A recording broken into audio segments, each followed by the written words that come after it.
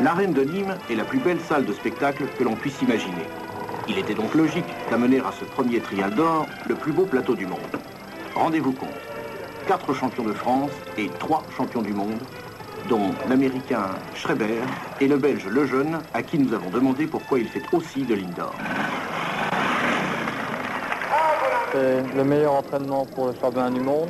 En plus, pour le moment, on est en intersaison, alors il faut quand même continuer à rouler. Et je crois que le trial indoor, c'est le meilleur entraînement. Mais vous savez qu'il y a quand même pas mal de risques. Il y a quelques très bons pilotes qui se sont blessés assez sérieusement en indoor. Oui, mais d'ici le début du championnat de l'année prochaine, il y a quand même 5 mois. Alors, si on doit voir que la vie en noir, on ne fait plus rien. Est-ce que c'est un problème pour vous de vous coucher tard? Oui, disons que ça, c'est un gros problème. Surtout en plus qu'on fait beaucoup de kilomètres. Hier, j'ai roulé à Liège. J'ai été dormir à 2 h du matin. Vous avez gagné, au fait? Oui, j'ai gagné avec 20 points d'avance. Alors, après, j'ai fait 1000 km pour la journée. Et puis aujourd'hui, on va encore aller dormir tard. On est très fatigué. C'est une dure vie, alors, la vie de trialiste? Disons que malheureusement, c'est pas comme en vitesse. On ne gagne pas aussi bien sa vie. Alors, il faut rouler beaucoup plus souvent pour réussir à quand même gagner honnêtement ça va. Bon, en somme, vous faites ça parce que vous aimez ça? Oui, disons que si on n'aimait pas le trial, on ne ferait pas 50 courses par an comme on le fait.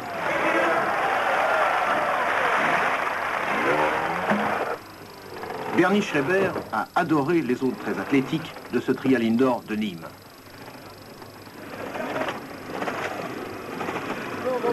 Les organisateurs avaient eu la bonne idée de faire passer les pilotes dans les gradins.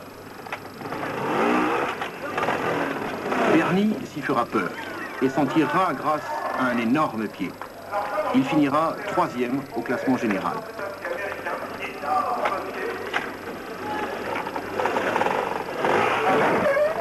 Attention les mentions. 2 points.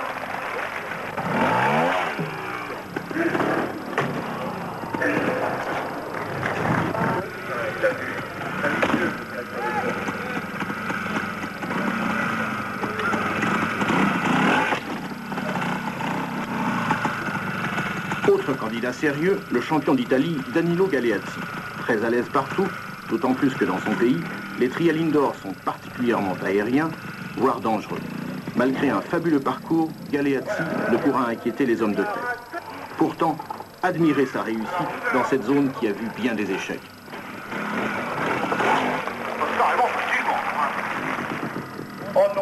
Jean-Pierre Bois a participé à ce trial indoor. Cela dit, il préfère choisir ses propres trajectoires.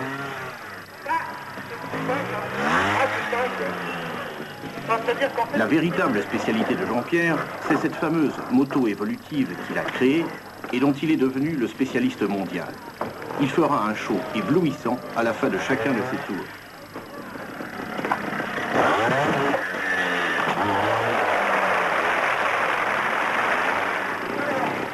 Le lendemain après-midi, 3 pilotes français viendront tenter de sauver l'honneur national. Peine perdue. Pourtant, Philippe Berlatier est le seul pilote au monde qui puisse inquiéter le jeune en indoor. Wow, oui,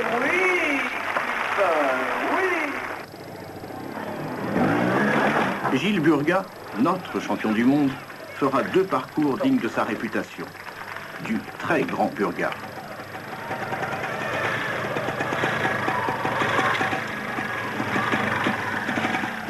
Regardez comme il se bat pour sortir cette zone à 0.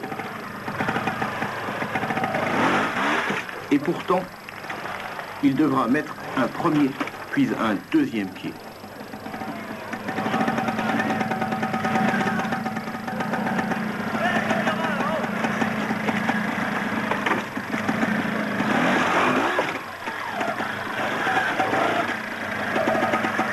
Encore un 3e pied dans ce virage hyper serré. Pas à dire, ce jour-là, les dieux de l'arène n'étaient pas français.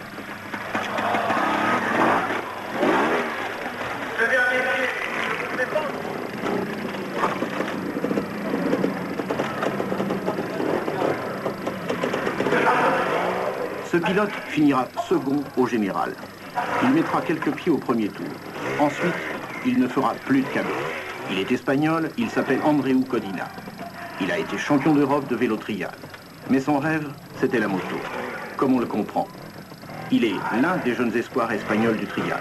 Retenez bien son nom, Andreu Codina ira loin. Allez, et deux, et on continue. Le vainqueur absolu de ce trial des arènes de Nîmes sera Eddy Lejeune. Il ne fera pas le détail. Sur 4 tours, il en bouclera 3-0. Dans cette zone, il nous montre tout. Mais où donc s'arrêtera Eddy Lejeune ?